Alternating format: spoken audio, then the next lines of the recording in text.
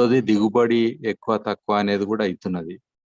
So నాలుగోది కరువు ఇలాంటివి కూడా కొన్ని ప్రాంతాల్లో అయ్యి మరి రైతులు అంటే ఈ వ్యవసాయం చేస్తారా లేదా అనేది కూడా ఇంకోటి ఉన్నది. ఓవరాల్ గా ఇప్పుడు మనకు గ్లోబల్ గా చూస్తే ఫుడ్ ఇన్సెక్యూరిటీ అనేది బిగ్గెస్ట్ ఛాలెంజ్ ఉన్నది. అంటే పరిస్థితులకు అనుగుణంగా వచ్చిన ఈ క్లైమేట్ చేంజ్ ల కరువులు అనండి లేదా వరదలు వచ్చి కూడా మనకు పంట వేయలేని పరిస్థితి ఉంది మళ్ళా పంట. సో ఇలాంటి రకరకాల పరిస్థితులల్లో మరి ఇప్పుడు ఈ క్లైమేట్ చేంజ్ లో గ్లోబల్ వార్మింగ్ లా 1.5 డిగ్రీ సెంటిగ్రేడ్ గత 4-5 ఏళ్లలో వస్తుంది కాబట్టి సో ఓవరాల్ గా రెయిన్ ఫాల్ ప్యాటర్న్స్ కూడా చేంజ్ అయినాయి, సీజనల్ గా కూడా చేంజ్ అయినాయి. తర్వాత ఈ అతివృష్టి అనావృష్టి ఇలాంటివి కూడా మనకు ఉన్నాయి. సో ఈ పరిస్థితిలో మరి మనం ఏం చేయగలుగుతాం అనేది ఆలోచన. ఇందులో చిన్న సన్నకారు రైతుల ఒక పరిస్థితి, అదర్వైజ్ కూడా మన గ్లోబల్ గా వేరే పరిస్థితులు ఉన్నాయి కదా. అంటే ఈ ట్రేడ్ అనండి, వాళ్ళకు గిట్టుబాటు ధరలు అనండి, లేదా జీవ వైవిధ్యం, పంటలలో ఉన్న జీవ వైవిధ్యం కూడా చాలా మటుకు పోయింది. సో ఇలాంటి అన్ని పరిస్థితులలో కూడా మరి క్లైమేట్ చేంజ్ మేజర్ గా ఇంపాక్ట్ అవుతుంది కాబట్టి సో మీ అనుభవం తోటి వీటి మీద యాడ్ చేయండి. Okay sir, thank you sir, thank you doctor Sai Bhaskar Reddy గారు.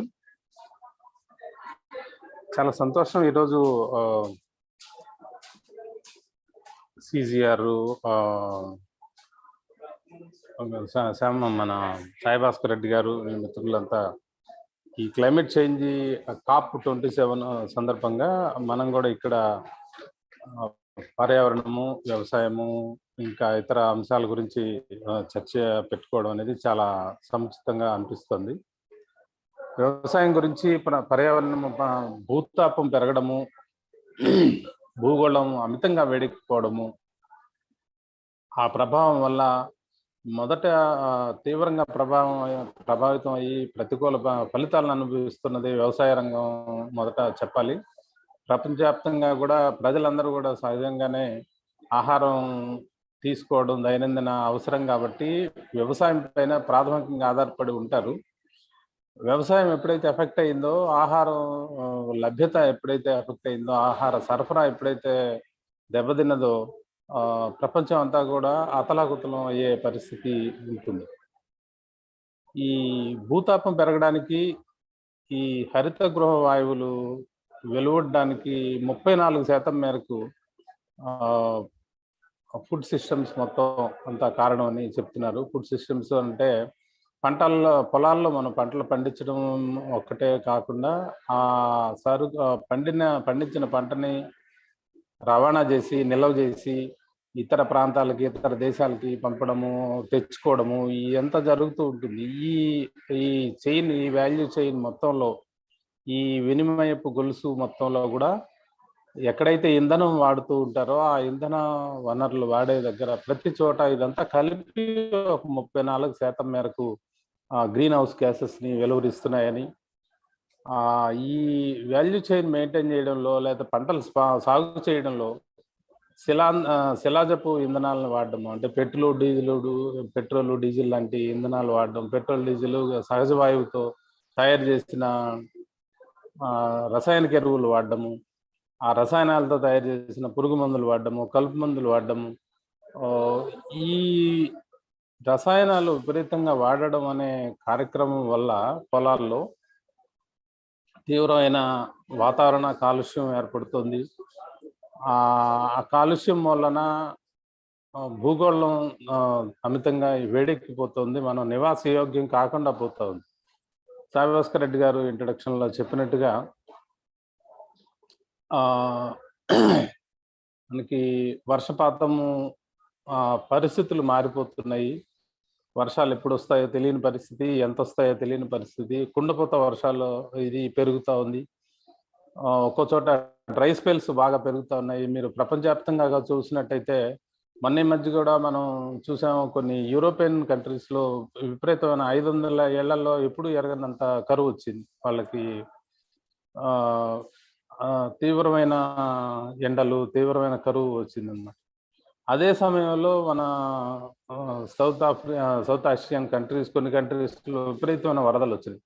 వరదలు అనంతపురం లాంటి తీవ్రమైన ఎడారీకరణకి గురవుతున్న ప్రాంతాల్లో కూడా ఎప్పుడు ఎరగనంత వరదలు ఈ సంవత్సరం, గత సంవత్సరం మనం చూసాం. డ్యామ్లే కొట్టుకుపోవడము, ఊళ్ళు కొట్టుకుపోవడము, అసలు ఊహించిన విధంగా వరదలు రావడం అనేది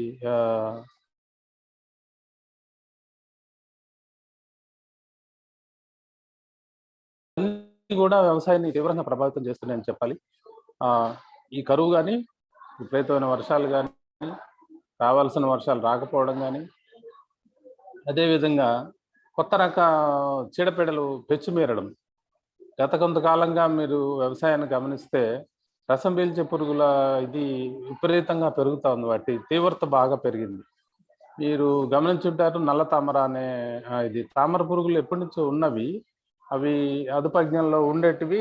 అయితే గత సంవత్సరం విపరీతంగా నల్ల తామర అనే కొత్త రసం పీల్చే పురుగుల ఇది దాడి జరగడంతో మన ఇండియాలో గత 5 ఏళ్ళుగా మొదలైంది. గత సంవత్సరం పీక్ స్టేజ్కి వెళ్ళింది అనమాట. మిర్చి తదితర పంటలను, మామిడి, కొన్ని కూరగాయ పంటలను కూడా తీవ్రంగా ఈ నల్ల తామర దెబ్బతీసింది. అది ఈ సంవత్సరం కూడా మళ్ళీ తెలంగాణ రాష్ట్రాల్లో, తెలంగాణలో కొన్ని జిల్లాల్లో మళ్ళీ మిర్చి పంటల మీద మళ్ళీ నల్ల తామర బాగా కనిపిస్తోందని వార్తలు వస్తున్నాయి. వీటన్నిటిని మనం అర్థం చేసుకోవాలి అని అంటే, అసలు క్లైమేట్ చేంజ్, భూతాపం పెరగడానికి దారితీసే మనుషుల మానవ కార్యకలాపాలని దిశ మార్చుకోవాల్సిన అవసరం ఉండిందని ఇవన్నీ మనకి హెచ్చరికగా చెప్తున్నట్టు అనిపిస్తోంది. అంటే ఏం చేయాలి? మనం ఇప్పుడున్న తరం వారికి చాలా మందికి రసాయనిక ఎరువులు, పురుగు మందులకు ఈ కరెక్ట్ కాదు, ఇది వద్దు అంటే అది లేకుండా ఎలా సాధ్యమవుతుంది వ్యవసాయం అని అనిపించే పరిస్థితి ఉంటుంది. అది చాలా దురదృష్టకరమైన పరిస్థితి. రసాయనిక ఎరువులు, పురుగు మందులు, కలుపు మందులు లేకుండా అద్భుతంగా ప్రకృతి నియమాలకు అనుగుణంగా వ్యవసాయం చేస్తున్న రైతులు, వాటిని ప్రమోట్ చేస్తున్న స్వచ్ఛంద సంస్థలు, వ్యక్తులు, పర్యావరణం కోసం పనిచేస్తున్న సంస్థలు, వ్యక్తులు ఎందరో మన సమాజంలో ఇంకా ఉన్నారు, మిగిలే ఉన్నారు. అది చాలా సంతోషదాయకమైన విషయం. అంటే ఇంత పెను సంక్షోభంలో కూడా మనకి ఆశాకరణం మిగిలే ఉందని చెప్పడానికి మనం సంతోషించుకోవాల్సిన విషయం ఇది. మరొకసారి అసలు వ్యవసాయం వల్ల ఇంకొక కోణంలో ఏంటంటే, పంటలు సాగు చేయడం అనేది చాలా కొద్ది నెలలకే పరిమితం అవుతుంది పొలాల్లో. ఈ 1-2 పంటలు వేస్తారా, 2 నెలలు, 3 నెలలు, 4 నెలల తర్వాత మిగతా 8 నెలలు పొలం అంతా ఖాళీగా ఉండి సూర్యకిరణాలని రీరేడియేషన్ కి కారణం అవుతూ ఉన్న పరిస్థితులు ఏర్పడుతున్నాయి. ఆ రీరేడియేషన్ వల్ల కూడా ఈ గ్రీన్ హౌస్ గ్యాసెస్, భూతాపం పెరుగుతుందని అనేక అధ్యయనాలు చెప్తున్నాయి అన్నమాట. అంటే మనం పొలం మన దగ్గర ఉంటే దాన్ని 365 రోజులు అందులో పచ్చని పంటలు గనక పండిస్తే ఖచ్చితంగా ఈ రీరేడియేషన్ ప్రాబ్లం ఉండదు. భూతాపాన్ని కూడా మనం తగ్గించిన వాళ్ళం అవుతుంది. అందుకని ఒక వ్యవసాయ పొలం ఉంది అని అంటే, అదేదో ఒక 2 నెలలు, 3 నెలలు, లేకపోతే ఒక పంట వేసి ఇంకో పంట వేసి 5-6 నెలల తర్వాత మళ్ళీ ఖాళీగా ఉంచి ఆ ఖాళీగా ఉంచిన కాలం ఉంటే గనక, ఆ ఖాళీగా ఉంటే కాలంలో మనం భూగోళం వేడెక్కడానికి దోహదపడుతున్నట్టే లెక్క అన్నమాట. అందుకని ఇప్పుడు కేవలం రైతుల బాధ్యత కాదు ఇది. 365 రోజులు మన పంట భూములన్నీ కూడా పంటలతో కలకలాడేలాగా, నిండి ఉండేలాగా చేసుకోవాల్సిన అగత్యము ఉండింది మనకి. ఆ స్థితిలోనే మనం పర్యావరణాన్ని రక్షించుకోగలుగుతాము. కేవలం ప్రకృతి వ్యవసాయ పద్ధతులను అనుసరించినంత మాత్రాన, ఒక 2 నెలలు, 3 నెలలు ఒక పంట పండించిన అంత మాత్రానే మనం ప్రకృతి వైపరీత్యాలని వెనక్కి తిప్పలేము, నిలువరించలేము అని మనం గమనించాల్సిన అవసరం ఉంది. ఈ విషయాన్ని అంతర్జాతీయంగా కూడా రీజనరేటివ్ అగ్రికల్చర్ అనే పేరుతోటి అనేక దేశాల్లో పేరు ఏదైనా కావచ్చు. రీజనరేటివ్ అగ్రికల్చర్ అని జనరల్‌గా అంటున్నారు. నేచురల్ ఫార్మింగ్ అనొచ్చు, ఆర్గానిక్ ఫార్మింగ్ అనొచ్చు. అవన్నీ ఒకే పంట కాకుండా అనేక రకాల పంటలు కలిపి ఒకేసారి పండించడము అనేది ప్రకృతికి అనుగుణమైన సూత్రాల్లో, వ్యవసాయ పద్ధతుల్లో చాలా ముఖ్యమైన పద్ధతిగా చెప్పుకోవాల్సి ఉంది. కొన్ని దేశాల్లో సేంద్రియంగా చేస్తున్నప్పటికీ ఒకే పంటని సాగు చేస్తున్న సందర్భాలు కొన్ని ఉంటున్నాయి కాబట్టి మనం అది కూడా గట్టిగా అర్థం చేసుకోవాల్సిన అవసరం ఉంది. ప్రకృతి వ్యవసాయం చేయాలి. 365 రోజులు పంటని సాధ్యమైనంత వరకు పంట పొలం నిండి ఉండేలాగా జాగ్రత్తలు తీసుకోవాలి. అదేవిధంగా ఒకే పంట కాకుండా అనేక పంటలు కలిపి పండించాలి. అంతర పంటలు పండించాలి, మిశ్రమ పంటలు సాగు చేయాలి. బహుళ పంటలతోనే భూమిని మనం జీవ వైవిధ్యాన్ని వ్యవసాయక జీవ వైవిధ్యాన్ని కొనసాగించగలుగుతాము. అలాగా అనేక పంటలు పండించుకోవడం ద్వారానే ప్రతి రైతు తన కుటుంబానికి మొదట ప్రకృతి సిద్ధమైన రసాయనిక అవశేషాలు లేని ఆరోగ్యదాయకమైన ఆహారాన్ని రైతుకి మనం అందించుకునే కుటుంబానికి అందించిన తర్వాత సమాజానికి అందించే విధంగా రైతుల ప్రయారిటీస్ని మార్చుకునేలాగా మన సమాజం ప్రభావితం చేయాలి. ప్రభుత్వాలు ప్రభావితం చేయాల్సిన అవసరం ఉంది. వినియోగదారులు పట్టణాల్లో ఉండేవాళ్ళు, వ్యవసాయంలో కాకుండా వేరే పనుల్లో జీవనాధారంగా బతుకుతున్న వాళ్ళందరి బాధ్యత ఏంటంటే భూమిని, పర్యావరణాన్ని బాగు చేసుకునే విధంగా వ్యవసాయాన్ని మార్చుకోవటానికి రైతులు చాలా సమస్యలకు ఎదురవుతూ ఉంటాయి వాళ్ళకి. ఆ సమస్యలను ఎదుర్కొని రసాయనాలు వాడకుండా ప్రకృతి వ్యవసాయ పద్ధతుల్ని అనుసరించడానికి రైతుల్ని సమాయత్తం చేయాల్సింది. అనుసరిస్తున్న రైతుల్ని ఆ వ్యవసాయంలో నిలబెట్టుకుని మనల్ని ఆరోగ్యం బాగు చేసుకోవడంతో పాటు పర్యావరణాన్ని కూడా పరిరక్షించుకునే విధంగా మనం ఆలోచనలు చేయాల్సిన బాధ్యత వినియోగదారులైన ప్రతి ఒక్కరికి ఉంది. ముఖ్యంగా 86-90% వరకు చిన్న సన్నకారు రైతులు జీవిస్తున్న మనలాంటి వర్ధమాన దేశాల్లో ముఖ్యంగా గమనించాల్సింది ఏంటంటే రైతులే సగానికి పైగా సమాజంలో వినియోగదారులు కూడా. వాళ్ళు 50-60% మంది పంటల సాగు మీద ఆధారపడిన వ్యవసాయ ఆర్థిక వ్యవస్థలు కాబట్టి మనవి రైతులందరినీ మొదట ఒప్పించగలగాలి ప్రకృతి సేంద్రియ వ్యవసాయ పద్ధతులకి మళ్ళడానికి. అందుకోసం ప్రభుత్వాలు వాళ్ళ విధానాల్లో తీవ్రమైన మార్పులు చేసుకోవాల్సిన అవసరం ఉంది. ప్రభుత్వ విధానాలు మారాలి. రైతులు ప్రకృతి వ్యవసాయ పద్ధతుల్లో, సేంద్రియ పద్ధతుల్లో పండించే ఆహార ఉత్పత్తుల్ని మనం మంచి ధర ఇచ్చి వారికి నేరుగా రైతుల దగ్గర నుంచే, వ్యాపారస్తుల దగ్గర నుంచి కాకుండా సాధ్యమైనంత వరకు రైతు సంఘాలు, సహకార సంఘాల ద్వారా మనం కొనుగోలు చేసుకోగలిగితే వినియోగదారులకి మంచి ధరకి వస్తుంది, రైతుకి నేరుగా డబ్బు అందుతుంది. కాబట్టి ఆ విధంగా వాళ్ళని ఎంకరేజ్ చేసి, ప్రోత్సహించి మనకి మనం మేలు చేసుకోవడం, పర్యావరణానికి మేలు చేయడం అనేది చేసుకోవడానికి తీవ్రమైన కృషి చేయాల్సిన బాధ్యత ప్రతి ఒక్క పౌరుడి మీద ఉంది. కేవలం పర్యావరణ విషయాలు, వాతావరణ విషయాలనే కాకుండా వాటన్నిటికీ మూలంగా ఒకానొక ముఖ్యమైన కారణంగా తయారైన రసాయనిక వ్యవసాయ పద్ధతుల్ని, పారిశ్రామిక వ్యవసాయ పద్ధతుల్ని మార్చుకోవాల్సిన తక్షణ ఆవశ్యకత అయితే మనకి ఈ వాతావరణ చర్చల సందర్భంగా కూడా మనం గుర్తుంచుకోవాల్సిన అవసరం ఉంది. మరొక విషయం, ఒక సంతోషదాయకమైన విషయం ఏంటంటే ఈ క్లైమేట్ చేంజ్, ఈ భూతాపం పెరిగిపోవడం, ఉష్ణోగ్రతలు పెరిగిపోవడం అనే దానికి సంబంధించి ప్రభుత్వాలు, పాలకులు తగిన విధంగా స్పందించడం లేదు, మాటలతో సరిపెడుతున్నారనే విషయం మనకి అంతర్జాతీయంగా ఈ పరిణామాలను గమనించినప్పుడు మనకు అర్థమవుతుంది.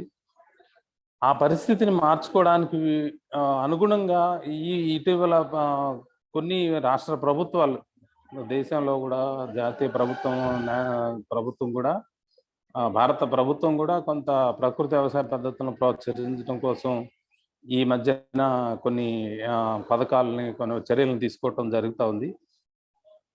అయితే ఇది చాలా శైశవ దశలో, చాలా తక్కువ స్థాయిలో జరుగుతూ ఉంది. ఇది ఒకవైపు ప్రకృతి వ్యవసాయాన్ని ప్రోత్సహిస్తూ దానికి సంబంధించిన కొన్ని చర్యలు తీసుకుంటున్నప్పటికీ, మరోవైపు ప్రజలకి పర్యావరణానికి తీవ్రమైన హాని చేస్తున్నట్టు రుజువులు ఉన్నప్పటికీ జన్యు మార్పిడి పంటలు, జన్యు సవరణ పంటలని పెద్ద ఎత్తున మార్కెట్లోకి వదిలే విధాన నిర్ణయాలను కూడా ప్రభుత్వం అనుసరిస్తూ ఉండడం అనేది ఆశ్చర్యం కలిగిస్తుంది. ప్రభుత్వాలు మరింత నిబ్బరంగా ఈ ప్రమాదకరమైన జన్యు మార్పిడి సాంకేతికతల్ని నిలువరించాల్సిన అవసరం ఉండింది.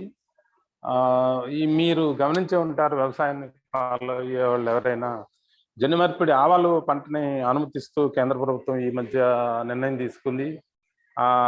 కేంద్ర ప్రభుత్వ సంస్థలు జెనెటిక్ ఇంజనీరింగ్ అప్రూవల్ కమిటీ వాళ్ళు సానుకూలంగా దానికి అంగీకారం తెలపడంతో పెద్ద ఎత్తున అనేక రకాల రైతు సంఘాలు, ఈవెన్ ప్రభుత్వాన్ని సమర్థించే రైతు సంఘాలు సైతం ఈ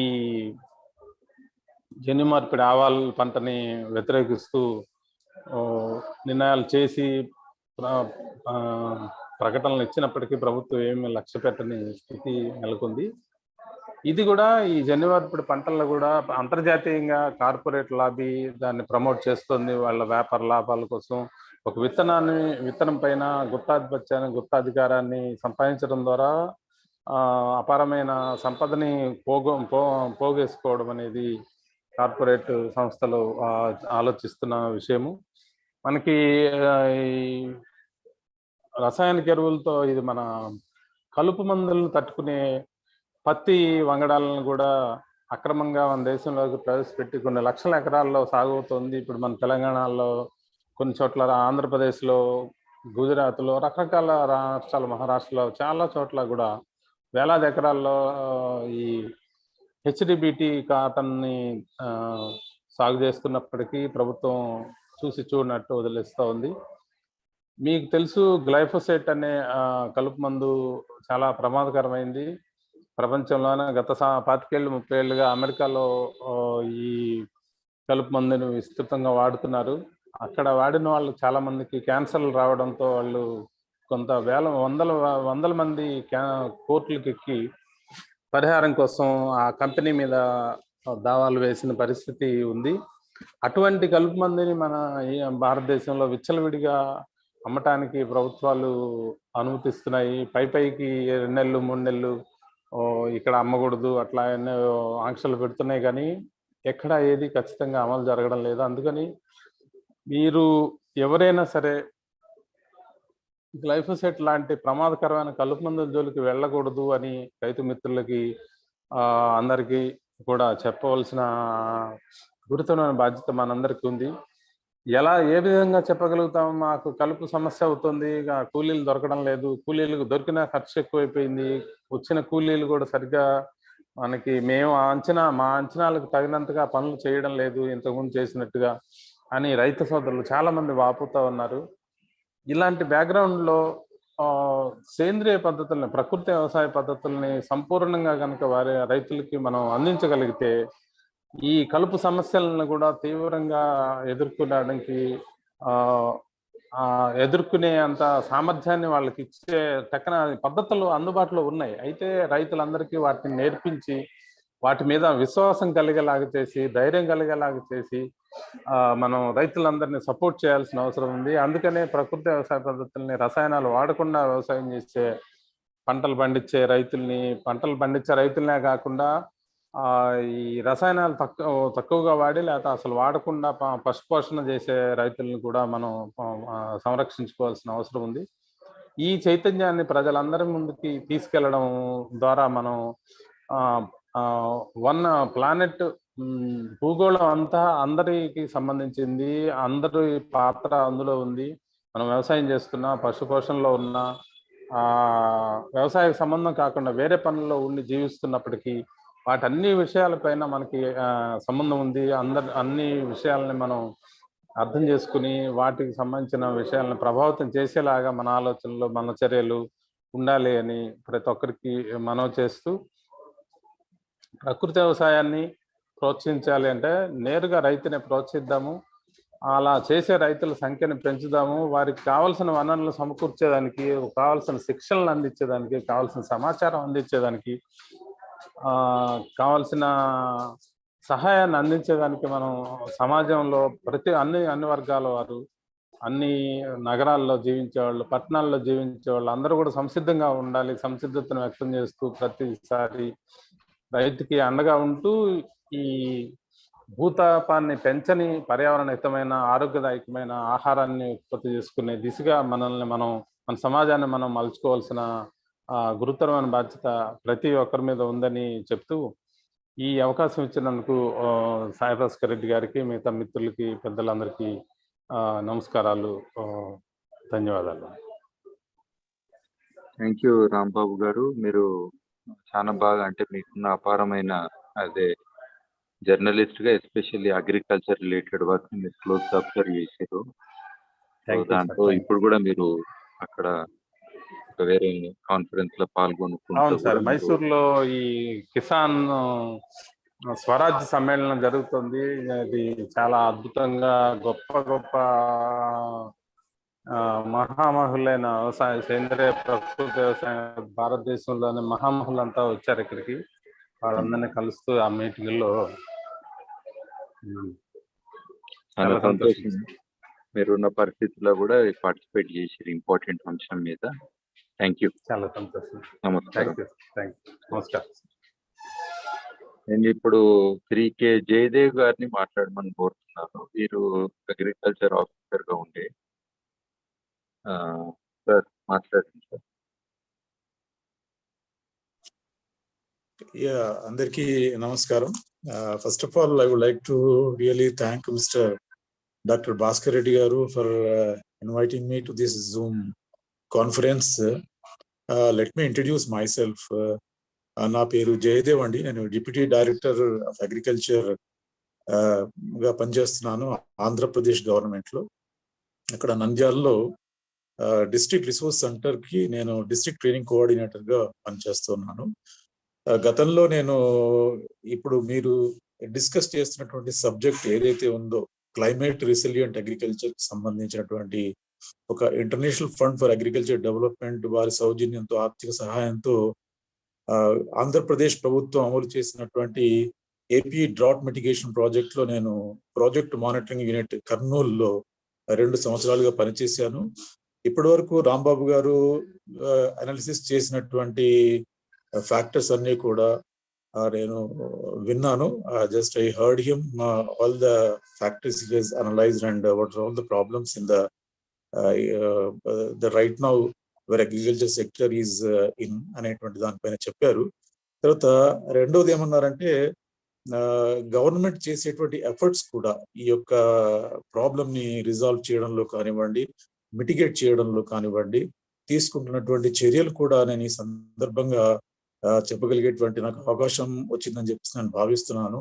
ముఖ్యంగా నేను ఒక 3 పాయింట్స్ పైన నేను చెప్పదలుచుకున్నట్టు నాకు తెలిసినటువంటి విషయాలను షేర్ చేసుకోవాలని చెప్పేసి ఈ యొక్క ఫోరం ని నేను రిక్వెస్ట్ చేస్తూ, first of all just I would like to really share my experiences as Deputy Director of District Project Management Unit of Kurnool, which is implemented. It is one of the districts of 5 districts in AP drought mitigation project. The other districts are 4 Rayalaseema districts and Prakasham, Kurnool, Chittoor, Kadapa, Anantapur, and Prakasham districts.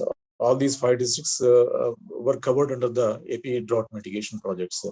First of all, I would like to really give the gist of the brief summary of the project, under what circumstances the project was taken up by the government of Andhra Pradesh, and what was the analysis done before the implementation of the project as such, and what are all the interventions which were included in the project to address the problems of the climate resilient, to address the climate change or drought problems. First of all, I have gone through the document because I was not associated with the project since the inception. I joined the project in the middle of the course of implementation, the midst of implementation, but I could really just get the background of the project. Just in 5 just points, I would like to really share the observations which I know in this context. One is all the 5 districts which I have quoted now, they were having the problems under 5 categories. One is the agriculture. The agriculture in all these 5 districts was mainly predominantly rain-fed agriculture, and the cropping was dominated by the rain-fed crops. And only 20% of the area, only 1/5 of the area was irrigated, mainly the 2 by bore wells. So groundwater exploitation was very high. That was the predominant feature in this area, and that has led to indiscriminate sinking of bore wells. This is one aspect. Another aspect is only the cropping pattern was predominantly oilseed crop, that is groundnut, and some of the area was also covered by pulses, as well as cotton and chilies crops and other crops also. And the soils are of predominantly red soils and with poor water holding capacity, as well as the poor fertility status. So that made the problem all the worse. So like lack of soil moisture and poor fertility, these 2 factors really impacted the crop productivity and the economic conditions of the farmers in these 5 districts.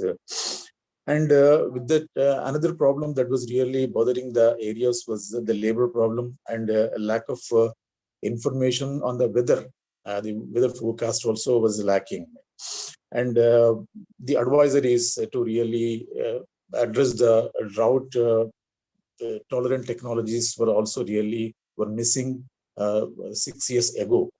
So when you really take a look at the livestock scenario, which was really there before the implementation of the project, which I'm trying to really share, the buffalo and cattle population numbers were really just going down because of this drought conditions. And the feature that was really observed in these areas was the small ruminants like sheep and goat populations the numbers were on higher side. That was a good feature.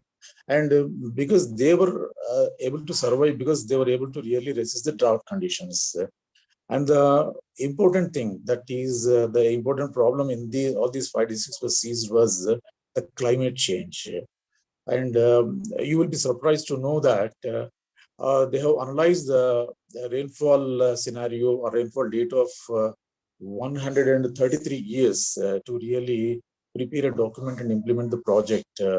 133 years right from 1876 to 2006. And out of that, 66 years, once again I repeat, 66 years were drought-prone years. That means most of the mandals, all the mandals were declared as drought-affected mandals in all these 66 years. So such was the magnitude of the problem in these areas. So in this backdrop, this AP government has really selected these 5 districts for implementing all the climate resilient crop production system, development of crop production system, livestock production system, as well as improving the natural resource, that is the natural resources management. How it is done, I would just briefly share with you. And the approach was very interesting. The participants also, I would like to share that it was mainly the community approach, not through individual farmers. The farmers were really organized in the form of farmers organizations. The farmers producers organizations were formed. And this is a really very big achievement during the last 5 years. In Kurnool, where I was associated with the project between the period 2000 to 2022. 21 farmers organizations were formed in the western part of the Kurnool districts, which are comprising 21 mandals, which were perennially drought-affected districts, where the rainfall was 500 mm to really less 750 mm, still less also. And the rainfall, even the pattern was also, it was not uniform. And the crops, there was a lot of uncertainty for the farmers really to take up the crop. The groundnut is the major predominant crop in these areas. So this community approach really helped. Taken up under this project has helped to implement the interventions which just I would really share with you in a successful manner. So the interventions, the second part, I would like to really convey to this August Forum ER. The first of all, the project area I have already given to you. In Kurnool, especially 21 mandals were covered and 63 gram panchayats were covered at the rate of 3 villages per mandal. That takes to 63 because they wanted to really implement the interventions in a modest and practical and implementable manner. That is why they have taken the project area in at the rate of only 3 gram panchayats per mandal, so that the success, whatever the experiences that will be really available, can be scaled up, and the weaknesses can be strengthened, and the success story, the good practices can be scaled up to or extended to the other areas. So that was the objective in the beginning of the project. And the project target was to cover almost 29,000 hectares, covering 17,900 farm households. And the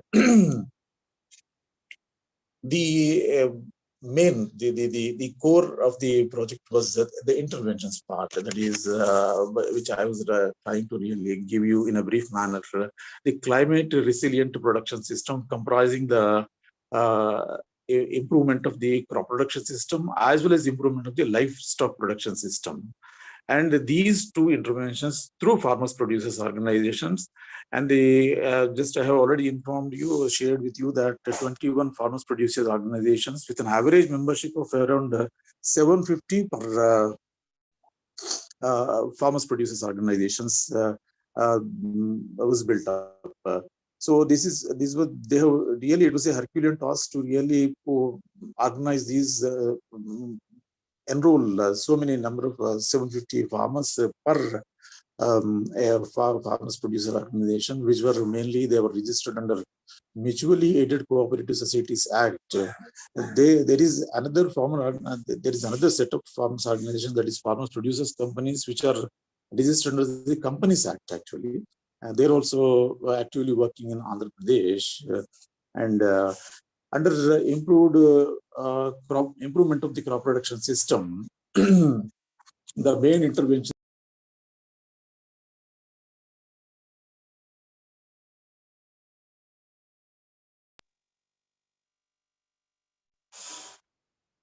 Sorry, am I audible now? Yeah. Hello? Yes, sir. Yeah. There was a call in between, so I was interrupted. So, the crop production system interventions were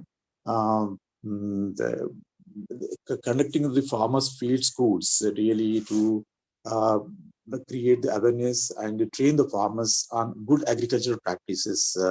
In earlier, Mr. Rambabu also has really detailed out a lot of this natural farming practices or good agricultural practices, which are more relevant in drought areas, especially to mitigate the drought conditions.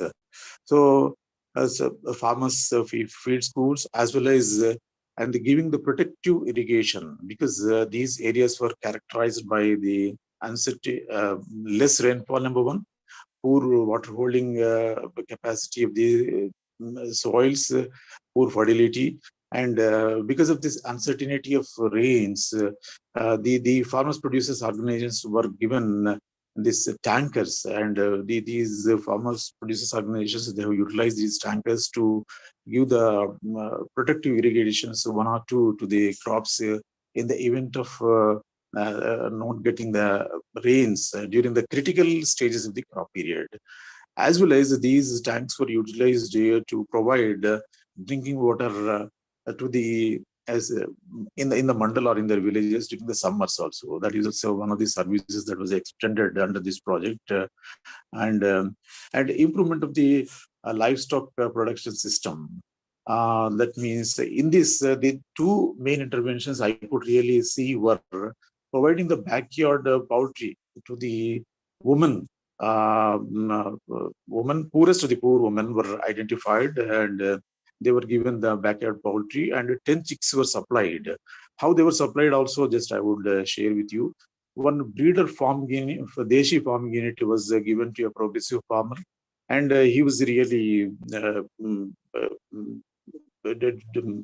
he was really maintaining it, and he used to supply the chicks to the BYP shelters.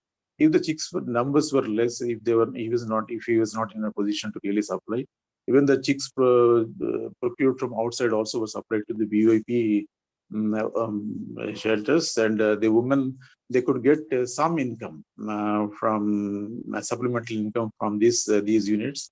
And the Deshi poultry unit also really almost 5 to 6 FPOs I can really humbly convey to this. They have really done wonders. They have given the Deshi poultry birds to sold the Deshi poultry birds to and improved the nutrition also in those areas. And in this process, they could really generate a lot of income for themselves, and also given the supplied chicks to the poorest to the poor who were really given the BYPs. And in all these, and another important intervention that was really supported by the animal husbandry department was farmers' rearer feed schools. The sheep and goat population, it was in quite good number, and the sheep and goat farmers were given trainings like the farmer field schools, the Polumbadi, in the name of Polumbadi, Government of Andhra Pradesh is conducting. Similarly, in that manner, the rearer field schools were also a big success, and the fundamentals of the animal health, as well as providing the vaccines to the sheep, and providing the fodder also to the livestock population was all these were really good interventions on the project implemented in a very successful manner.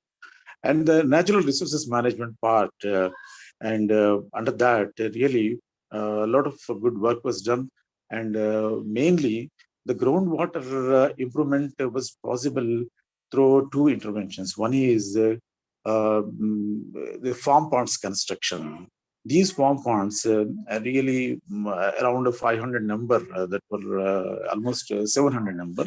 They were really dug of various sizes depending upon the farmer's holding, around 10 by 10 by 10 and 14 by 14 by 14, depending upon the farmers. And so all these farm ponds, when they were in place, copious rains were received during 2020 during the Corona period, and all the farm ponds were really full with water, and this has led to really to multifold benefit. One is the groundwater level in those areas really could be raised, number one. Number two, the farmers could really provide the protective irrigation in the next 2 seasons. That was also a financial and economic benefit for them. And because of the water availability in those farm ponds, even the small ruminants or the cattle population also could get water. So these are all the benefits that were really observed, and I was really actively associated and have gone through. I have visited all the 21 farmers producers organization places, interacted with the farmers, and the thing that is just I would like to share is in the 5 project districts now, right now, 105 farmers producers organizations are formed. They are intact. They have had some secretarial assistance also in the form of an office, where a CLIC center, that is climate observation center, also was there, where from the climate advisory like rainfall data, the temperature, as well as the pest and disease advisory, in technical collaboration with Andhra Pradesh Agriculture University, as well as we have made the partner, the Reliance also, who are really disseminating the weather advisory or the pest and disease advisory onto the mobiles of these members of the farmers producers organization. And So I'm taking a lot of time. I just I would conclude in 1 or 2 minutes. So all these success stories really can be are documented well in the project, and so these two good practices, all these good practices can be extended to other areas where this climate change is a big problem, where the rainfall is low, and where the soils are very poor, and mainly the rain-fed areas are typically characterized by all these characteristics, which are really covered under our predecessor's lecture. So already a practical implementation success story is available with the government of Andhra Pradesh. And another thing I would like to really supplement to the information which I have been sharing for the last 15 minutes is that natural farming. So natural farming is also implemented in a big way in Andhra Pradesh. So I do not have the details of but in Nandyal also there is one district project monitoring unit, and they have got community resource persons also quite in good number. They are taking the natural farming to the farmers in a mission mode. I can say really, though as the good practices, they would really take a lot of time for implementation, and the farmers who has been used to the chemicals used for a quite long time, for the last 4 decades, it would take some time really for the farmers to really get convinced, as well as really change his psychology and get back to the natural ways of farming, which he was earlier doing 5 decades ago.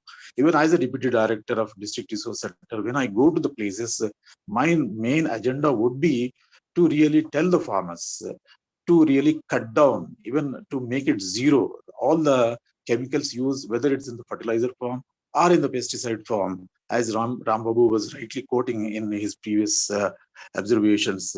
From government side, we have been doing our efforts really humbly, with all sincerity, and there is a lot of effort, and a lot of effort is required in a mission mode, because a lot of damage has been done to the natural resources during the last 5 decades, not deliberately, but with an objective of increasing the food production for the increased population to attain the food sustenance.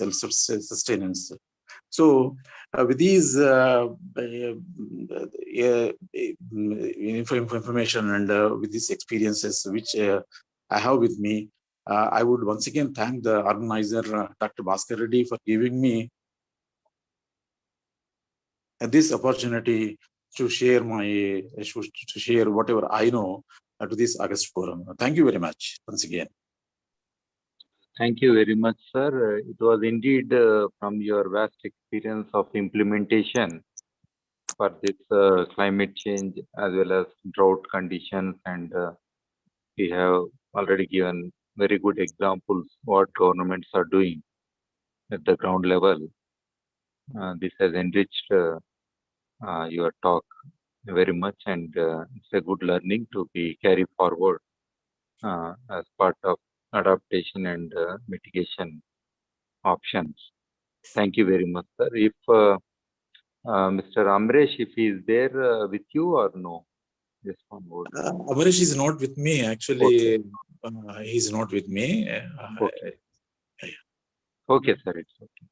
Yeah, once again, thanks, Andy. Yeah. Thank you. Thank you very much. We'll be in touch with you, sir. Yeah, sure. Definitely. I would share whatever I know here. Yeah. Now, I request D.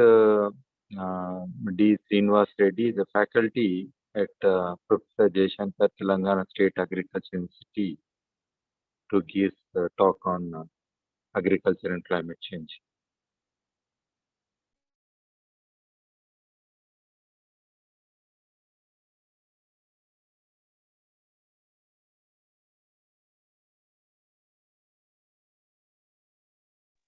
Hello, Srinivas Reddy, are you there?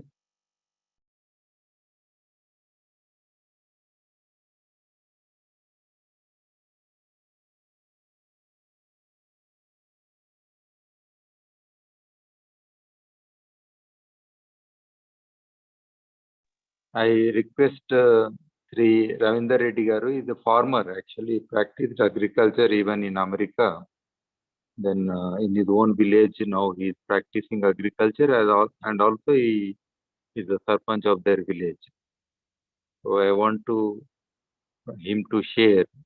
మీరు especially climate change, agriculture ఈ 2 అంశాల పట్ల మీకు గ్రామస్తులకు already ఏదైతే challenges ఉన్నాయో వాటిని వివరిస్తూ మరి మీరు ఏ రకంగా వాటిని అధిగమించడానికి ట్రై చేస్తారు ఈ పరిస్థితుల నుంచి, దాని గురించి కొంచెం చెప్పండి.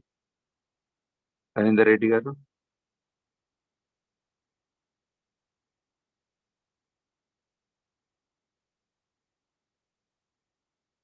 అన్మ్యూట్ చేసుకొని మాట్లాడండి.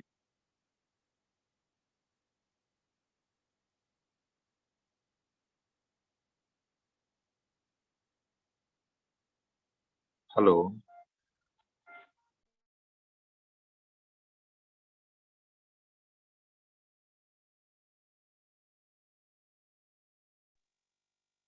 హలో రవీందర్ రెడ్డి గారు లేదా డి శ్రీనివాస్ రెడ్డి గారు, ఇద్దరు ఎవరు అవైలబుల్ ఉన్నా ప్లీజ్ మాట్లాడండి.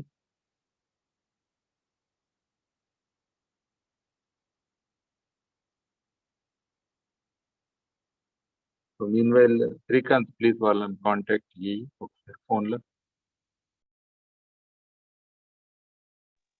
సో అప్పటి వరకు వాళ్ళు జాయిన్ అయ్యే వరకు నేను 1-2 మాటలు యాడ్ చేయాలనుకున్నా. సో యాక్చువల్గా మన 2 రాష్ట్రాలలో కూడా, అంటే ఆంధ్రప్రదేశ్ ఉమ్మడిగా ఉన్నప్పుడు ఇటు తెలంగాణ ప్రాంతం కానీ ఆంధ్రప్రదేశ్ కానీ, ఎస్పెషల్లీ మన తెలంగాణ ప్రాంతం సెమీరిడ్ ఎన్వైరన్మెంట్ కాబట్టి ఇక్కడ వల్నరబిలిటీ అనేది చాలా ఎక్కువగా ఉంటుంది. అంటే అగ్రికల్చర్ మీద ఈ యొక్క వాతావరణ ప్రభావాలు, ఎస్పెషల్లీ డ్రౌట్ కండిషన్స్ చాలా ఉంటాయి ట్రెడిషనల్గా. అందుకు మనకు డిపిఏపి, డిడబ్ల్యూఎంఏ ఈ 2 ప్రోగ్రామ్స్ కూడా మనకు ట్రెడిషనల్గా ఉండే. అందులో వాటర్ షెడ్స్ అనేది మెగా వాటర్ షెడ్ ప్రాజెక్ట్స్ అనండి, మైక్రో వాటర్ షెడ్ ప్రాజెక్ట్స్ అనండి, ఇట్లా రకరకాలుగా ఇవన్నీ కూడా ఏపీ దాయ్ ప్రాజెక్ట్ అనండి, లేకపోతే ఇంకా లైవ్లీవుడ్స్ ప్రాజెక్ట్ అనండి, especially migrations, climate induce migrations ఇవన్నీ ఉండే. అంటే ఇవన్నీ కూడా మనకు అంటే యాక్టివిటీస్ చేసుకుంటా, అంటే ఈరోజు మనకు ఇంకా ఈ యొక్క క్లైమేట్ చేంజ్ అనేది అంటే దాని ఒక ఇంపాక్ట్ పెరుగుతున్నాయి కాబట్టి, అంటే ఇరిగేషన్ ప్రాజెక్ట్ ఇవన్నీ కూడా మనము చాలా చేసిర్రు, అంటే 2 రాష్ట్రాలలో కూడా. ఇవన్నీ కూడా ఒక రకంగా అడాప్టేషన్ అనండి, లేదా ఈ వల్నరబిలిటీ తగ్గించడానికనే పద్ధతులు అనండి. So but still I think ఇప్పుడు ఏవైతే మనకి ఈ వర్షాలు అనేది పెరిగింది, ఎస్పెషల్లీ క్లైమేట్ చేంజ్ మోడలింగ్లో ఇది మనకు క్లియర్గా ముందే తెలుసు ట్రెండ్స్. ఆల్రెడీ ఇరిగేషన్ ఉన్న ఏరియాలు ప్లస్ ఈ వర్షాలు పెరగడం, అంటే క్రాప్ చేంజ్ అనేది కూడా ఒకటి ఆల్రెడీ అవుతున్నది. ఒకప్పుడు వర్షాధారంగా పండే పంటలు పోయి ఇప్పుడు ఈ ఇరిగేషన్ పొటెన్షియల్ పెరిగినందుకు, లేదా క్లైమేట్ చేంజ్ ఓవరాల్ రెయిన్ఫాల్ పెరిగినందుకు మనకు ఈ యొక్క ప్యాడీ కల్టివేషన్ అనేది కూడా చాలా పెరిగింది. అట్లనే ఇంతకుముందు శ్రీ జయదేవ్ గారు చెప్పినట్టు మనకు ఈ లైఫ్ స్టాక్ అనండి, పెద్ద ఎనిమల్స్ పోయి చిన్న ఎనిమల్స్ అంటే షీప్ కానీ గోట్స్ కానీ ఇవి ఎక్కువగా పెరుగుతున్నాయి యావరేజ్గా.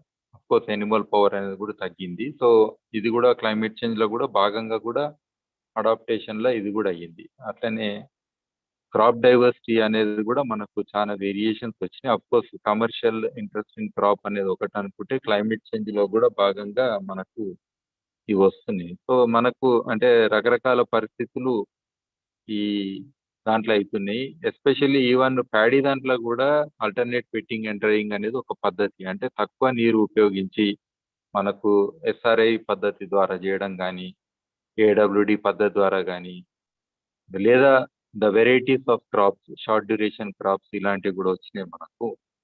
సో ఇలాంటి కూడా మనకు ఇంప్లిమెంటేషన్ అవుతున్నది మన ఈ యొక్క 2 రాష్ట్రాలలో కూడా. ఇది ఫర్ ఎగ్జాంపుల్ క్లైమేట్ ప్రాజెక్ట్ అనే దాంట్లో మనము ఇవన్నీ కూడా చూడొచ్చు ఎగ్జాంపుల్స్. సో ఇవి 2 నార్వేజియన్ వాళ్ళ ప్రాజెక్ట్ ఇది. సో దీనికి నేను కోఆర్డినేటర్గా కూడా ఉన్నా. అందులో 1,00,000 మంది రైతులకు మనము ట్రైనింగ్ ఇచ్చి అవేర్నెస్ కూడా చేయడం జరిగింది. సో ఇట్లా చూస్తే చాలా ఎగ్జాంపుల్స్ ఉంటాయి. ఐ థింక్ మన స్పీకర్స్ జాయిన్ అయి ఉంటారు. సో ఇప్పుడు శ్రీ జి రవీందర్ రెడ్డి గారిని మాట్లాడమని కోరుతున్నాను. హలో, వారు ఫోన్ లో ఉన్నారు. సో ఫోన్ లోకి డైరెక్ట్ మాట్లాడుతున్నారు. మాట్లాడండి సార్. నమస్కారం సార్. మాట్లాడండి. అది agriculture and climate change webinar meeting కి నన్ను పార్టిసిపేట్ చేయించినందుకు సార్ నమస్కారం చెప్తూ, అదే ఆర్గనైజర్స్ అందరికీ కూడా వెల్కమ్ చెప్తూ, ఇప్పటిదాకా ఈ విషయాల మీద మాట్లాడిన పెద్దలందరికీ కూడా నా నమస్కారాలు తెలియజేస్తూ, మా introduction, my name is G Ravinder Reddy, farmer ని, ఒక Maduru mandal Talakonda village as a sarpanch గా కూడా నేనున్నాను. సొంత వ్యవసాయం చేస్తున్నాను సార్. ఇప్పుడు యాక్చువల్ గా ఇంతకు ముందు రైతు అనేవాడు ఒకనాడు భక్తి పుత్రుడు అనేటోళ్ళు, అంటే సత్యమైన సాంప్రదాయమైన ప్రేమతోటి సకల జీవరాశులకు మెప్పు పొందే జీవన ఆహారాన్ని అందించేవాడు రైతుగా ఉన్నది గతకాలం. నేడు ఈ రోజు ఈ పరిస్థితులు, భూతాపం, వాతావరణ కాలుష్యం, ఈ ప్రకృతి పలు సందర్భాల్లో భరించలేని కోపాలతోటి అకాల వర్షాలు, తుఫానులు, ఆమ్ల వర్షాలు ఇటువంటివన్నీ కురిపిస్తూ ఈ జంతు జీవజాలాల ఆహార సంపాదన, వాటి ప్రవర్తన మారిపోయి పంట పొలాల మీద పడటం, ఇటువంటి వికృత చేష్టలుగా మారి ప్రకృతి సమతుల్యత దెబ్బతిన్న ఈ సందర్భాలలో వ్యవసాయం అనేది నిర్వహణ భారం అవుతుందని చెప్పడానికి ఏమాత్రం వెనుకంజ వేయడం లేదు సార్. దీనికి మెయిన్ గా ప్రభుత్వ సహకారం అన్ని రంగాలలో వ్యవసాయ పనిని నిర్వీర్యపరిచే విధంగా ఉంది అని నిర్బంధంగా చెప్పొచ్చు. ఇప్పుడు ఇదే మనది ప్రధానమైన వ్యవసాయిక దేశం అయినప్పటికీ కూడా ఆర్భాటాలు చెప్పే విషయాల్లో ఉంది, కానీ ప్రజలకి సహకారం అందించి దాన్ని అభివృద్ధి పదంలోకి తెచ్చే విధంగా లేకపోవడం అనేది ఉంది. ఆరోగ్యకర మానవ ఆహార సేవనానికి బదులుగా మనం మత్తు, మాంసాహారాలు ఇటువంటి శక్తి తగ్గించే ఉత్పత్తుల్ని మనం ప్రోత్సహిస్తున్న ప్రస్తుత పరిస్థితుల్లో వైద్యులకు వెళ్ళడం, ఆరోగ్యాలు చూసుకోవడం ఇదే సరిపోతుంది. శరీర దారుఢ్యం క్షీణిస్తుంది. రైతు ఎప్పుడైనా దారుఢ్యంగా ఉండాలి, వ్యవసాయక పనులని సంతోషంతో, ఇష్టంతో చేయాలి. కానీ ప్రస్తుత పరిస్థితులు కష్టంతో చేస్తున్న వ్యవస్థ ఉంది. దీనికి మెయిన్ గా పారిశ్రామిక వ్యర్థాలు, మేజర్ గా టౌన్స్, విలేజ్లకు దగ్గరికి పట్టణాలు ఏర్పడటం అనేది కూడా ఒక ముప్పుగానే ఏర్పడుతుంది. ఎందుకంటే పరిశ్రమలు రావడం వల్ల కాలుష్యం ఏర్పడడం, వాళ్ళు భూగర్భాల జలాల్లోకి విష రసాయనాలు పంపించడం, ఇవన్నిటిని అరికట్టడంలో ప్రభుత్వం కొంతవరకు సరి అయిన విధంగా స్పందించడం లేదేమో అనిపిస్తుంది సార్. ఇంకొకటి, ప్రకృతి అనుకూలపరమైనటువంటి విద్యుత్తు అనేది ఏదైతే ఉందో అది విద్యుత్ శక్తి రోజు రోజుకి ప్రియమవుతుంది, అంటే ఎక్కువ ఖర్చుతో కూడుకున్న ఇబ్బంది అవుతుంది. దాని బదులుగా విండ్ పవర్ తో కానీ, లేదంటే ఈ ఉన్నాయి కదా సార్, ఇది మన సోలార్ షీట్స్, దాని ద్వారా సౌరశక్తి ద్వారా కానీ విద్యుత్తును ప్రజలకు అందించేసి దాని ద్వారా వ్యవసాయాన్ని కొంత ఖర్చు తగ్గించే దిశగా ప్రభుత్వం స్పందిస్తే బాగుంటుంది. దీంట్లో అయితే ప్రతి వ్యక్తి ఈ భూతాపాన్ని, ఈ కర్బన ఈ పదార్థాలను విడుదల చేసే పనిని అన్నిటిని తగ్గించడానికి మెయిన్ గా పల్లెల్లో నుండి ప్రతి వస్తువుకి పట్టణానికి ఒక బండి తీసుకొని వెళ్ళే వ్యక్తి చిన్న పని కొరకు వెళ్తున్నాడు. అట్లా కాకుండా సహకార రంగంగా వ్యవసాయం ఏర్పడి అన్ని ఉత్పత్తులు అన్ని ఏరియాలలో దొరికే విధంగా అన్ని ఉన్నప్పుడు వాళ్ళకి సమయము ఆదా అవుతుంది. అదే విధంగా కాలుష్యం కూడా తగ్గేటందుకు ఇది కొంత ఉపయోగపడుతుంది సార్. ఇంకొకటి, భూగర్భ జలాలు అనేటివి ప్రస్తుతం కలుషితం అయ్యే పరిస్థితి విపరీతంగా ఉన్న ఈ పరిస్థితుల్లో భూగర్భ జలాలను కలుషితం కాకుండా చర్యలు గట్టిగా తీసుకోవాలి. ప్రజలుగా కాకుండా ప్రభుత్వ పరంగా చట్టాలను కఠినంగా అమలు చేసే విధానం ఉండాలి. విద్యార్థి దశలోనే విద్యార్థులకు కూడా ఆధునిక వ్యవసాయం మెలకువల పట్ల నేర్పే ఒక ప్రయోగం కూడా ఉంటే వాళ్ళని కూడా ఇన్వాల్వ్మెంట్ చేస్తే రాబోయే తరానికి వాళ్ళు మంచి వ్యవసాయాన్ని అందించే దిశగా ఉంటారు.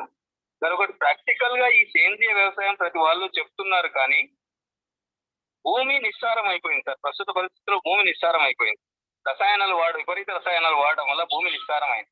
నిస్సారమైన భూమిలో 3-4 సంవత్సరాలు మనం కష్టపడితే కానీ, 3 సంవత్సరాలు కష్టపడితే కానీ అది తిరిగి పాత దశను ఏర్పడడానికి అవకాశం ఉంటుంది. అప్పుడు ఈల్డింగ్ రావడానికి అవకాశం ఉంటుంది. కానీ అప్పటిదాకా రైతు తట్టుకునే పరిస్థితులు సామాన్య రైతుకు లేదు. కాబట్టి మనం కోఆపరేటివ్ అగ్రికల్చర్ అనేది చేస్తే బాగుంటుందేమో. దీంట్లో టెక్నికల్ మెలకువలని ప్రభుత్వం ఇప్పిస్తూ వాళ్ళు మనకి సహకారం అందిస్తూ ఒక కమ్యూనిటీ అగ్రికల్చర్ గా చేస్తే రాబోయే కాలాలలో ఈ సేంద్రియ వ్యవసాయం అనేది డెవలప్ చేయడానికి ఉంటుందేమో అనేది నా అభిప్రాయం సార్. దీనికి ఎవరో రారు, ప్రజలనే ఒక ప్రభుత్వం ప్రజలు అంటేనే కాకుండా మంచి పెద్ద పెద్ద కంపెనీలు కానీ పెద్ద పెద్ద స్వచ్ఛంద సంస్థలు కానీ వీళ్ళ మేధావులతోటి కలిసి ప్రయోగాత్మక ఫలితాలను రైతులకు ప్రత్యక్షంగా చూయిస్తూ వాళ్ళని పార్టిసిపేట్ చేస్తూ వాళ్ళని ఎంకరేజ్ చేస్తూ ఉంటే ఈ క్లైమేట్ చేంజ్ కి మనం కూడా అగ్రికల్చర్ కూడా వింగ్ కూడా కొంత తోడ్పడ్డట్టుగా ఏర్పడుతుంది. ఇది జాతీయంగా అంతర్జాతీయంగా ఈ కాలుష్యం పట్ల ఈ పెద్ద పెద్ద ఈ నాయకులందరూ భూతాపం తగ్గే దిశగా ఒక మొక్కుబడి సమావేశాలు ఏర్పాటు చేసి మళ్ళీ వదిలేయడం కాకుండా ఇది ప్రపంచానికే ఉపద్రవం కాబట్టి దీని పట్ల దయచేసి మనమందరం కూడా సామూహికంగా ఒక ఉద్యమంలా దీన్ని తీసుకెళ్లి రైతులని పార్టిసిపేషన్ చేయించాలి. రైతులకి చిన్న కమతాలలో రైతులు ఇటువంటి పరిస్థితుల్లో వ్యవసాయం పట్ల అనాసక్తి చూపే దశ ఏర్పడి దేశం యొక్క జీడిపి కూడా తగ్గే పరిస్థితి ఏర్పడుతుంది. కాబట్టి దయచేసి దీంట్లో అందరి భాగస్వామ్యం కావాలి. మేధావులు, స్వచ్ఛంద సంస్థలు, కొంత కోఆపరేటివ్ వ్యవసాయాన్ని మనం చేయిస్తూ ప్రయోగాత్మకం చూయిస్తే ఫలితాలు ఉంటాయేమో అని నా చిన్న ఆలోచన సార్. ఈ అవకాశాన్ని ఇచ్చినందుకు చాలా ధన్యవాదాలు చెప్తూ అందరికీ నమస్కారం. మీరు చెప్పిన ప్రతి పాయింట్ కూడా చాలా రిలవెంట్ సార్. అది మీరు ప్రాక్టికల్ గా మీకున్న అనుభవం తోటి చెప్తారు, గ్రామాలను అబ్జర్వ్ చేసి. అట్లా మీరు అమెరికాలో కూడా అక్కడ వ్యవసాయం చేయించారు, అక్కడ చేసారు కూడా. సో థ్యాంక్ యూ సార్, చాలా బాగా మాట్లాడారు. Thank you sir. Thank you sir. నమస్తే. ఇప్పుడు నేను డి శ్రీనివాస్ రెడ్డి గారిని మాట్లాడమని కోరుతున్నాను. వారు ఆన్లైన్ లో ఉన్నారని అనుకుంటున్నాను.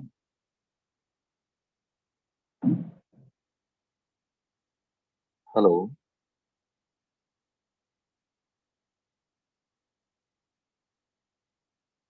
శ్రీనివాస్ రెడ్డి గారు, మీరు అన్మ్యూట్ చేసుకొని మాట్లాడండి.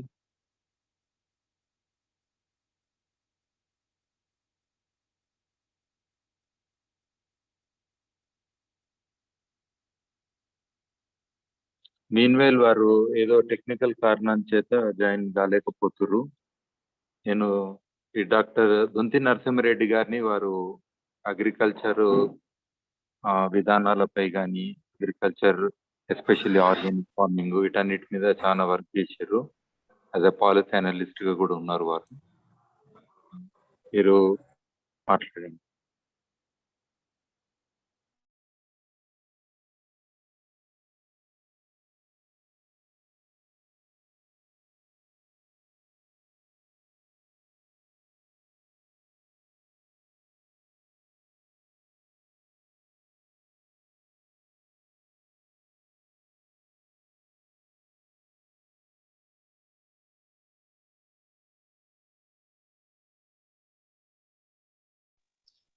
డి శ్రీనివాస్ రెడ్డి గారు, మీరు లైన్ లో ఉంటే మాట్లాడండి ప్లీజ్.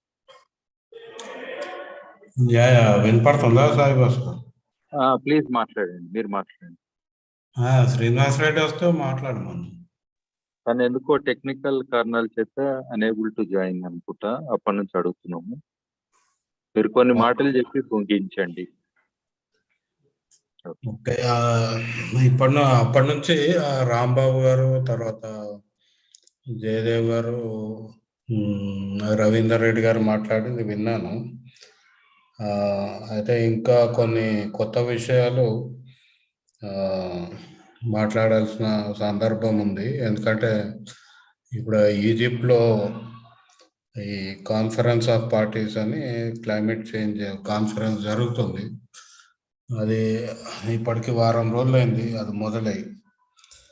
అయితే ఈ ప్రకృతి గురించి రాంబాబు గారు చెప్పినట్టు ప్రకృతి వైపరీత్యాలు బాగా పెరుగుతున్నాయి ప్రపంచం అంతటా.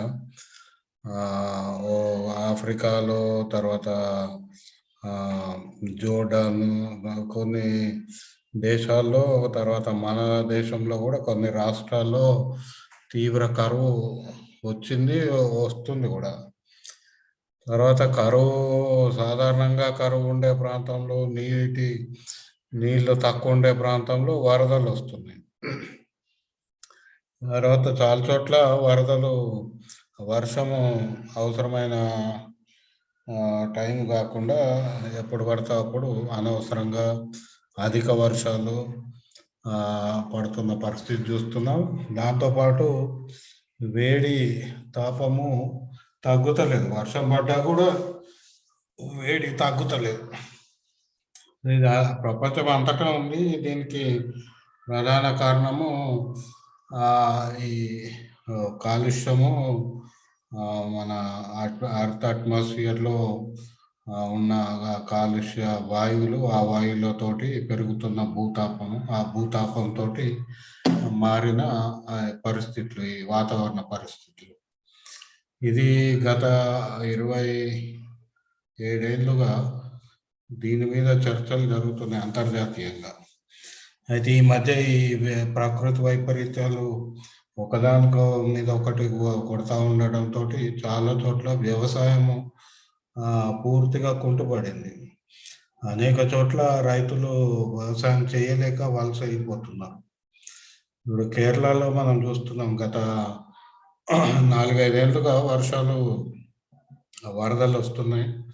వర్షాకాలం వరదలు బాగా వస్తున్నాయి వాళ్ళకి.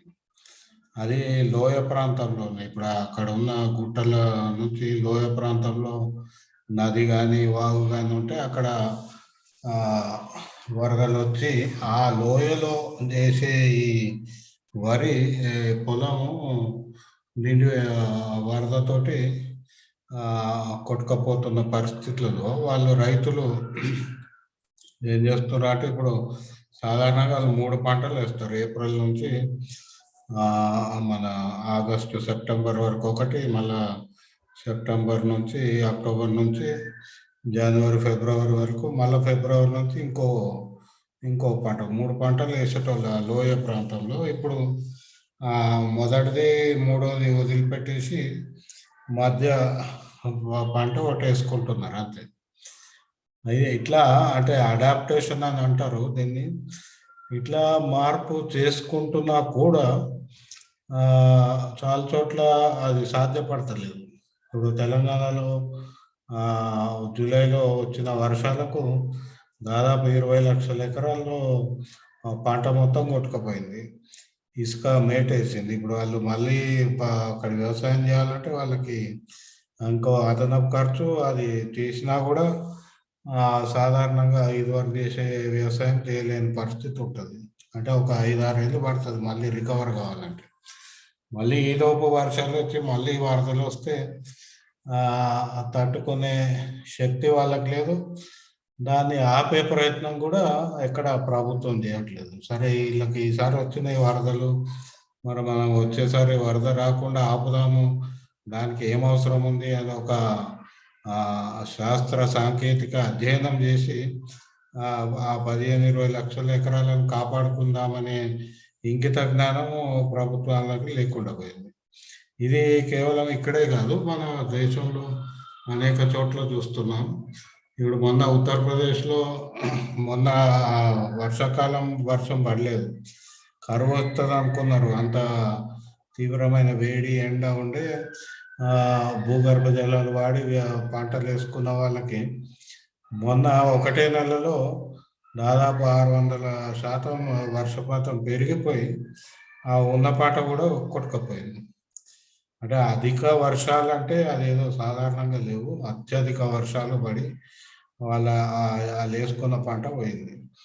అంటే ఇట్లాంటి దుర్భర పరిస్థితులు వస్తున్నప్పుడు ఏం చేయాలి, మార్పులు ఏం చేయాలనేది ఎక్కడ ఇప్పటి వరకు కేంద్ర ప్రభుత్వం కానీ రాష్ట్ర ప్రభుత్వాలు కానీ అసలు ఇది సమస్యగా గుర్తించిన పరిస్థితులు లేవు. రెండవది, అంతర్జాతీయంగా ఇప్పుడు ఆ క్లైమేట్ చేంజ్ కాన్ఫరెన్స్ జరుగుతున్న సందర్భంలో చర్చ ఏం జరుగుతుందంటే, ఈ ఉద్గారాలు ఏవైతే కార్బన్ ఉద్గారాలు ఉంటాయో, కార్బన్ ఎమిషన్స్, ఇవి ఏ రంగాల నుంచి వస్తున్నాయని అధ్యయనాలు చేసిండ్రు. ఆ అధ్యయనాల్లో పరిశ్రమల నుంచి, తర్వాత రవాణా రంగం నుంచి, తర్వాత మన శక్తి ఉత్పత్తి రంగం నుంచి, ఎనర్జీ ఎలక్ట్రిసిటీ దాని నుంచి ఎక్కువ వస్తుంది అనేది గుర్తించారు. ఇంకా వేరే రంగాలు కూడా ఉన్నాయి, భవన నిర్మాణ రంగము ఇట్లాంటివి అన్నీ ఉన్నాయి. వ్యవసాయం కూడా అందులో ఉంది. అయితే మన వ్యవసాయం వేరు, వాళ్ళు చెప్పే వ్యవసాయం వేరు. అక్కడ అమెరికా కానీ యూరోపియన్ యూనియన్లో వాళ్ళు చేసే వ్యవసాయం వల్ల, ఇండస్ట్రియల్ అగ్రికల్చర్ వల్ల, పారిశ్రామిక వ్యవసాయం వల్ల ఈ కార్బన్ ఉద్గారాలు పెరుగుతున్నాయి. ఎందుకంటే వాళ్ళు పెద్ద పెద్ద ట్రాక్టర్లు, దాంట్లో డీజిల్ పెట్రోల్ వాడుతూ ఉంటారు. తర్వాత ఎక్కువ శాతం ఎకరాల కొద్దీ పంటలు వేస్తే కొన్ని పంటల నుంచి మీథేన్ గ్యాస్ వస్తుంది. తర్వాత ఈ మన పశువుల పెంచుతారు, పశువులను పెంచి మాంసం కొరకు పెంచుతారు. ఆ పశువులు కూడా వేలల్లో ఉంటాయి. ఆ పశువుల కొరకు 1000 ఎకరాలు అడవులు నరికి ఆ పశువుల ఫార్మ్స్ నిర్వహిస్తారు. అక్కడే ఆ ఫ్యాక్టరీ ఉంటుంది. ఇవన్నిటి నుంచి కూడా ఆ కార్బన్ ఉద్గారాలు వస్తాయి. అయితే వీటిని వ్యవసాయం అని చెప్పి అక్కడ పెట్టి దాన్ని తగ్గించాలని ఒక చర్చ జరుగుతుంది. అయితే ఈ చిన్న దేశాలు, అభివృద్ధి చెందుతున్న దేశాల్లో ఈ చిన్న సన్నకారు రైతులు చేసే వ్యవసాయం ఏమో ఆ క్లైమేట్ చేంజ్ వలన దెబ్బతింటుంటే, అక్కడి వ్యవసాయం ఏమో పర్యావరణం మీద దుష్ప్రభావం చూపెడుతున్న పరిస్థితి ఉంది. అయితే వీటన్నిటినీ కలగలిపి చర్చ జరుగుతుంది. దుర్మార్గం ఏంటంటే ఆ క్లైమేట్ చేంజ్ కాన్ఫరెన్స్లో దీన్ని సెపరేట్గా చూడకుండా అన్ని కలిపి చేస్తున్నారు. రెండోది, పరిష్కారాల గురించి చర్చలు వస్తున్నాయి.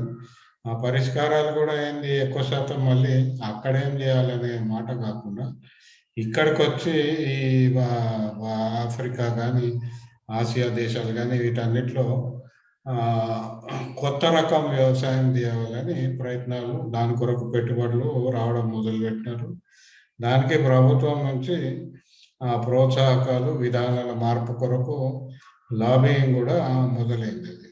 అందులో ఏంటంటే ఇప్పుడు మీకు డ్రోన్లతోటి పిచికారీ చేయడము, వ్యవసాయ రసాయనాలు, తర్వాత పంటల మీద పురుగు ఆశిస్తే దాన్ని ఒక మొబైల్ యాప్ ద్వారా గుర్తించి ఎక్కడి నుంచో సందేశం పంపిస్తే ఆ ప్రకారం దానికి తగిన రసాయన పిచికారీ చేయడము, ఆర్టిఫిషియల్ ఇంటెలిజెన్స్, డిజిటల్ అగ్రికల్చర్, ఇట్లా ఒక ఆధునిక పరికరాలతో కూడిన వ్యవసాయం చేస్తే ఈ పరిష్కారం వస్తుంది అని చెప్తూ, అందులో ఆ సందర్భంగా జన్యు మార్పిడి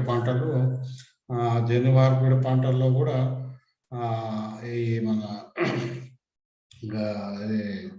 రసాయనం వేసినా కూడా రసాయనాన్ని తట్టుకొని నిలబడే జన్యు మార్పిడి పంటలను తీసుకొచ్చే ప్రయత్నం జరుగుతుంది.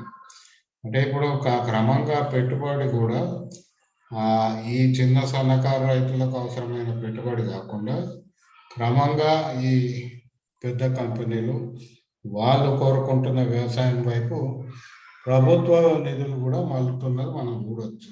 ఇక్కడ కేంద్ర ప్రభుత్వము ఇటీవల ఇచ్చే, అంటే ఈ 4-5 ఏళ్లలో మనం చూడొచ్చు, బడ్జెట్లో రసాయనాలు ఎరువులకు తగ్గిస్తూ వస్తున్నారు. సో ఇప్పుడు ఇదివరకు 800 రూపాయలు ఎరువు బస్తా ఉంటే ఇప్పుడు 1800 అయింది. అట్లాగే విత్తనాలు ప్రైవేటీకరణ చేయడం వల్ల విత్తనాల ఖర్చు ఒకప్పుడు 0 లేదా 500 రూపాయలే ఉండేది. ఈరోజు ఎకరాకి 2000, 3000, 5000 దాకా పోయిన పరిస్థితి ఉంది. మరి ఇంత చేస్తే నాణ్యత ఉంటుందా అంటే నాణ్యత కూడా లేని పరిస్థితి.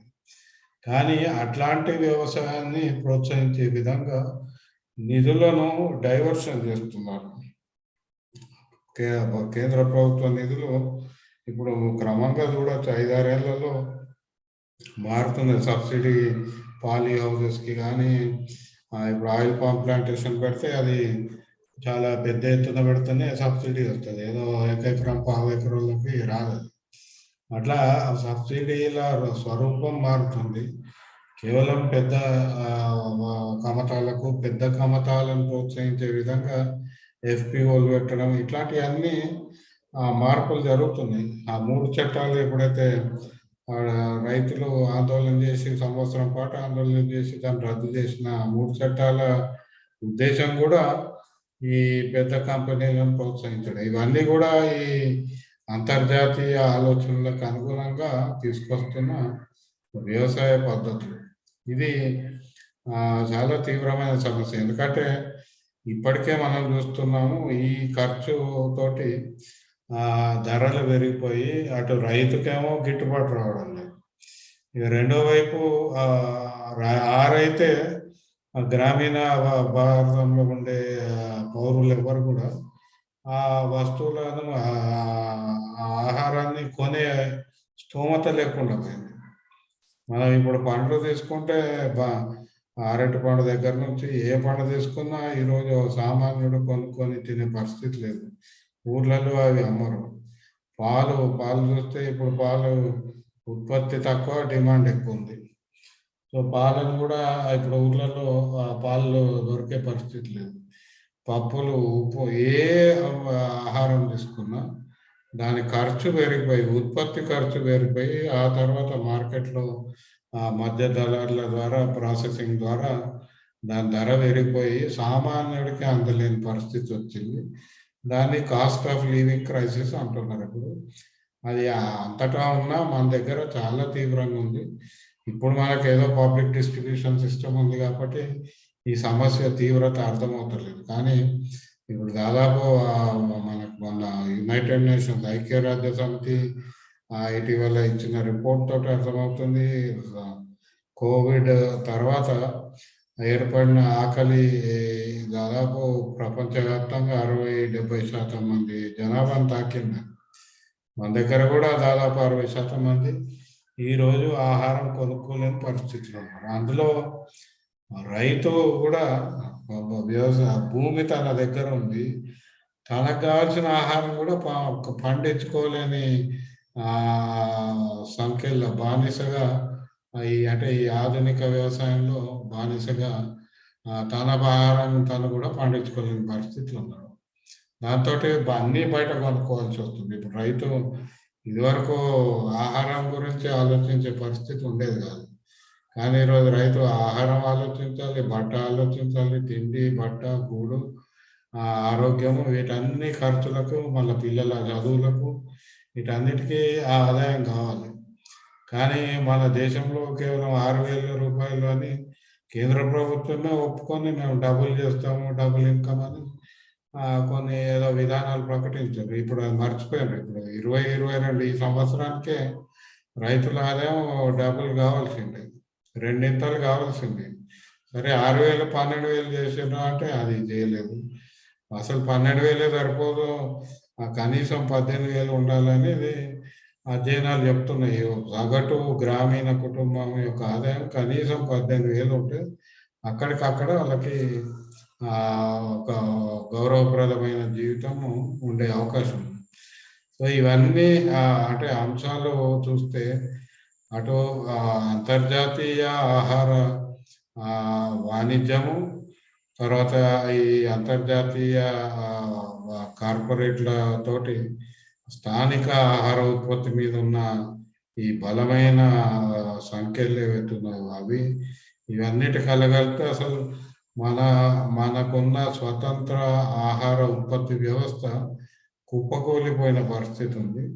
దీన్ని కాపాడుకోవాలంటే మనము ఒకటి ఇప్పుడు క్లైమేట్ చేంజ్ లాంటి కాన్ఫరెన్స్లో మనము అక్కడ పాల్గొని అసలు అక్కడ జరిగే ఒప్పందాలు కానీ నిర్ణయాలు కానీ వాటిని సమీక్షించి మనకు ఏదో ఉపయోగపడుతుంది, మన వ్యవసాయానికి ఎట్లాంటిది ఉపయోగపడుతుంది అనేది ఎప్పటికప్పుడు దాన్ని గ్రహిస్తూ దాన్ని ఒక విమర్శనాత్మక దృష్టితోటి గమనిస్తూ మనకు కావాల్సిన నిర్ణయాలు తీసుకొచ్చుకుంటే బాగుంటుంది. కానీ ఏదో ఎమోషన్ కొరకు పోయి లేదా ఏదో 1-2 రైతు సంఘాలు వాళ్ళకున్న మిడిమిడి జ్ఞానంతో ఆలోచనతో ఇట్లాంటి ఆధునిక పారిశ్రామిక వ్యవసాయాన్ని ఆహ్వానిస్తే జరిగేది మనకు తీవ్రస్థాయి నష్టము. ఇప్పటికే కొన్ని పరిస్థితులలో అసలు ఆహార ఉత్పత్తి పడిపోయింది, భూమి నిస్సారం అయిపోయింది, వేల ఎకరాలు ఇటు అడవుల నుంచి వ్యవసాయంకి వస్తుంది, వ్యవసాయం నుంచి మన అర్బన్ ఏరియా పట్టణీకరణ జరుగుతుంది. దీంతో ఆహారం ఉత్పత్తి చేసే ఫర్టైల్ ల్యాండ్స్, మన మంచి సారం ఉన్న భూములు ఈ ప్రాజెక్టు ఆ ప్రాజెక్టు, ఈ పట్టణము ఆ పట్టణము పేరిట తీసుకుంటున్నారు. దీనివల్ల ఆహార ఉత్పత్తి కూడా పడిపోయే అవకాశం ఉంది. ఇవన్నీ ఈ అన్ని ప్యాటర్న్స్, ఈ ట్రెండ్స్ వలన ఇంకా సంక్షోభం ఏర్పడుతుంది, ఆహార సంక్షోభం ఏర్పడుతుంది, ఆకలి పెరుగుతుంది, పేదరికం పెరుగుతుంది. మన దేశం యొక్క ఆహార వ్యవస్థ స్వతంత్ర వ్యవస్థ నుంచి దిగుమతుల మీద ఆధారపడే వ్యవస్థ వస్తుంది. కాబట్టి వీటన్నిటినీ గమనిస్తూ అంతర్జాతీయ స్థాయిలో జరుగుతున్న సంభాషణలు కానీ, చర్చలు కానీ, సమావేశాలు కానీ వీటి మీద దృష్టి పెట్టి వాటిలో మనం ఏ విధంగా పాల్గొందాం, మనకు అనుకూలమైన విధానాల గురించి పనిచేద్దామనే ఆలోచన కూడా మనకు ఉండాలని కోరుకుంటున్నాను. అందరూ ఆ దిశగా అంటే అనేక విషయాలు వచ్చినాయి, ఆ విషయాల గురించి మళ్ళీ చర్చించాలని ఆశిస్తున్నాను.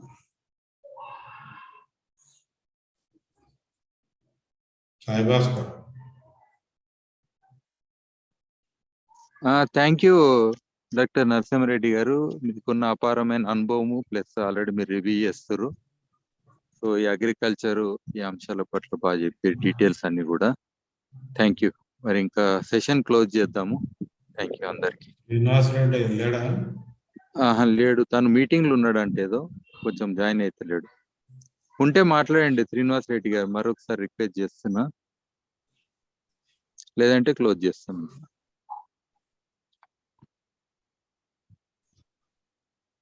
Okay Srikanth close.